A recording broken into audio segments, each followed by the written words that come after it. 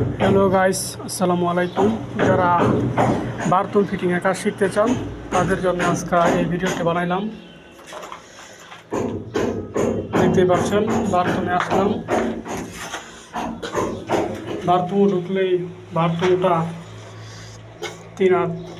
3 foot 5 ইঞ্চি হইল চওড়া আর 8 foot লম্বা। যা বারিন্দার নিচে একটি বাথরুম দেখতে পাচ্ছেন। এটা হলো দেখতে পাচ্ছেন এখান দিয়ে হবে জর্নাল লাইন। দেখতে পাচ্ছেন এখান দিয়ে নেমে এখানে টি হবে, টির পরে এখান দিয়ে হবে একটা এলবো বাঁশ এলবো থেকে এখান থেকে হবে গরম পানি লাইন, যা উঠে যাবে ফল ছাদে। দেখতে পাচ্ছেন তারপরে টি হয়ে এখান দিয়ে আসে এখানে আর একটা টি হবে।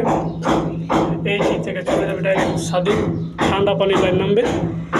তারপরে এখান দিয়ে আসবে এসে এখানে বয়ে চলে যাবে বাথরুমের বদনার ট্যাপ। তারপর